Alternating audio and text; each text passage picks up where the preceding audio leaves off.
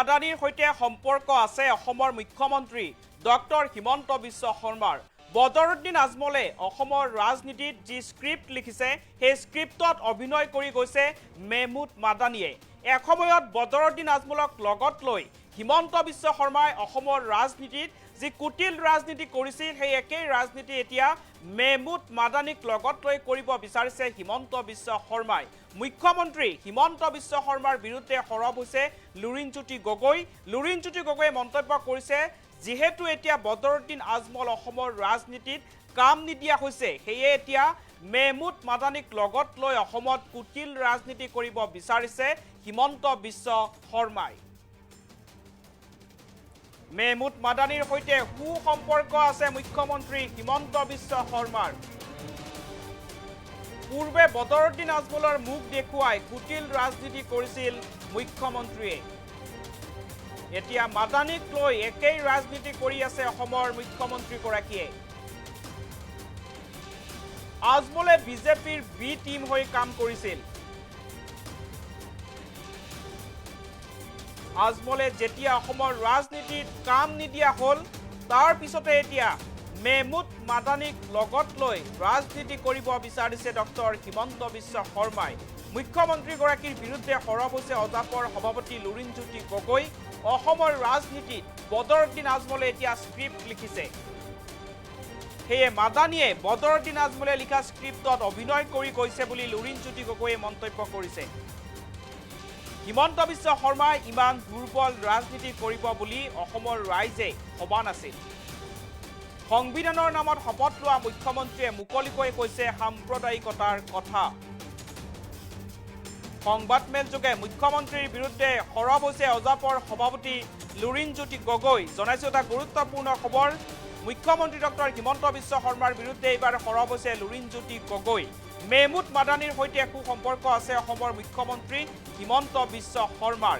বদৰুদ্দিন আজমলে অসমৰ ৰাজনীতিক লৈ বা অসমক লৈ যি কুটিল স্ক্ৰিপ্ট লিখিছে বা যি স্ক্ৰিপ্ট লিখিছে সেই স্ক্ৰিপ্টত এতিয়া মেহমুদ মাদানীয়ে অভিনয় কৰি গৈছে বুলি লুৰিণজ্যোতি গগৈয়ে মন্তব্য কৰিছে। এসময়ত বদৰুদ্দিন আজমলে বিজেপিৰ বি টিম হৈ কাম কৰিছিল আৰু বদৰুদ্দিন আজমলক লগত লৈ অসমত কুটিল ৰাজনীতি কৰিছিল ডক্টৰ হিমন্ত বিশ্ব শৰ্মাই। কিন্তু এতিয়া অসমৰ ৰাজনীতিত বদৰুদ্দিন আজমলে কাম নিদিয়া হৈছে সেয়ে এতিয়া মেহমুদ মাদানীক লগত লৈ হিমন্ত বিশ্ব শৰ্মাই কুটিল ৰাজনীতি কৰিব বিচাৰিছে আৰু বদৰুদ্দিন আজমলে এতিয়া স্ক্ৰিপ্ট লিখিছে আৰু মেহমুদ মাদানীয়ে আজমলে লিখা স্ক্ৰিপ্টত অভিনয় কৰি গৈছে বুলি এতিয়া লুৰিণজ্যোতি গগৈয়ে সৰব হোৱা দেখিবলৈ পোৱা গৈছে।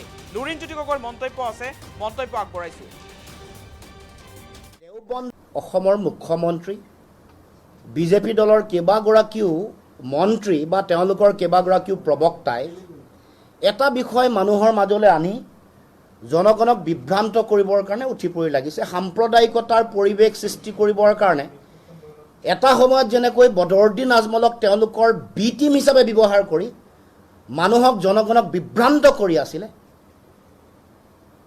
বদৰুদ্দিন আজমলৰ মুখখন দেখুৱাই নিৰ্বাচনী বৈতৰণি পাৰ হ'বৰ কাৰণে যিটো কুটিল ষড়যন্ত্ৰ আৰু ৰাজনীতিৰ আশ্ৰয় লৈছিলে সেই একে ষড়যন্ত্ৰ আৰু ৰাজনীতি পুনৰ কৰিবৰ কাৰণে অসমৰ মুখ্যমন্ত্ৰীয়ে ইতিমধ্যে কাম কৰা আমি দেখিবলৈ পাইছোঁ।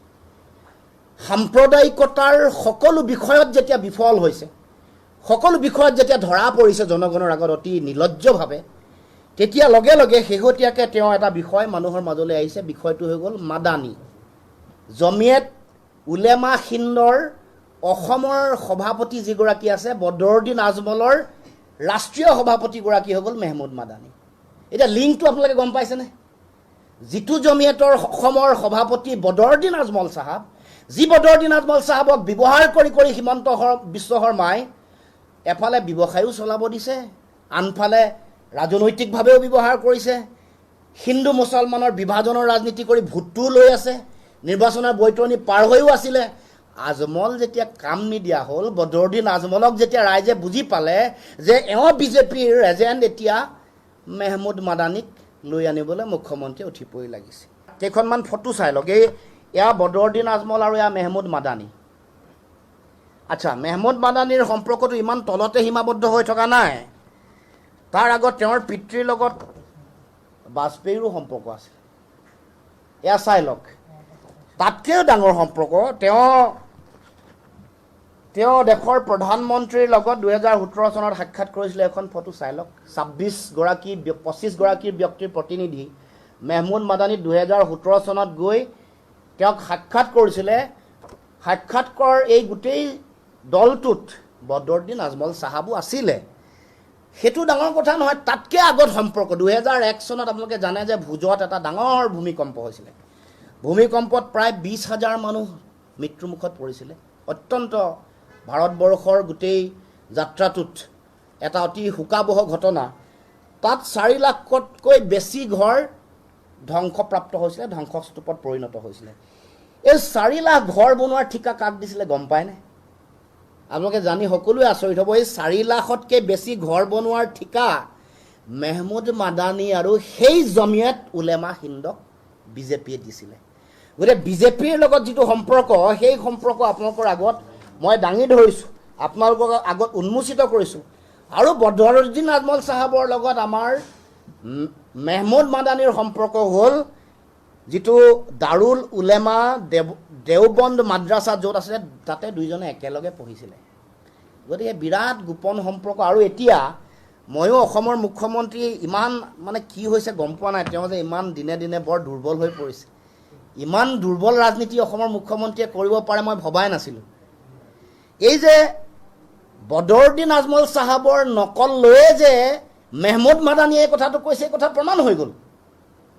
স্ক্ৰিপ্টেড চিত্ৰনাট্য ইয়াত ৰচনা কৰা হৈছে, বদৰুদ্দিন আজমলে ৰচনা কৰিছে, অভিনয় কৰিছে মেহমুদ মাদানীয়ে।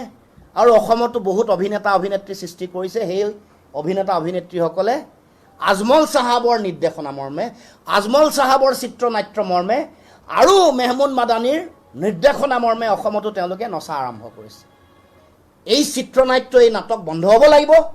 আৰু এই মেহমুদ মাদানী আজমল চাহাবৰ এজেণ্ট সাম্প্ৰদায়িকতা সৃষ্টি কৰিবৰ কাৰণে এই মেহমুদ মাদানীক এনেকৈ আমন্ত্ৰণ জনাই যে অনা হৈছে, এখন নাটক সৃষ্টি কৰিব খোজা হৈছে, সেইটো অসমৰ জনগণৰ আগত মই দাঙি ধৰিছোঁ, তুলি ধৰিছোঁ। গতিকে ৰাইজে বিচাৰ কৰাৰ দায়িত্ব ৰাইজৰ। আৰু আপোনালোকক ৰাইজক আহ্বান জনাইছোঁ, এই যিটো সাম্প্ৰদায়িকতাৰ খেল খেলিব খুজিছে, যিবোৰ খেলৰ অংশীদাৰিত্ব আছে আজমল চাহাবৰ লগত, আজমল চাহাবৰ পৰিয়ালৰ লগত, আজমল চাহাবৰ দিল্লীৰ তেওঁলোকৰ নেতা মেহমুদ মাদানীৰ লগত, এইবোৰ মানুহৰ সম্পৰ্ক দীঘলীয়া যিটো সম্পৰ্ক, NDA, বিজেপি, বাজপেয়ী, মোদী, হিমন্ত বিশ্ব শৰ্মা, অগৰৰ ব্যৱসায়ীৰ বিজনেছ, এইবোৰ যে সম্পৰ্ক দীঘলীয়া, এই কথা ৰাইজে বুজা দৰকাৰ। এতিয়া শেহতীয়াকৈ আজমল চাহাবৰ পাৰফিউমৰ চেণ্ট কমি আহিছে, ভেজাল চেণ্ট মানুহে লাহে লাহে গম পোৱাৰ লগে লগে এতিয়া মেহমুদ মাদানীৰ পাৰফিউম আনি অসমৰ মানুহৰ মাজত বিষবাষ্প বিয়পাই দিবলৈ হিমন্ত বিশ্ব শৰ্মাই উঠি পৰি লাগিছে। অসমৰ মুখ্যমন্ত্ৰী, বিজেপি দলৰ কেইবাগৰাকীও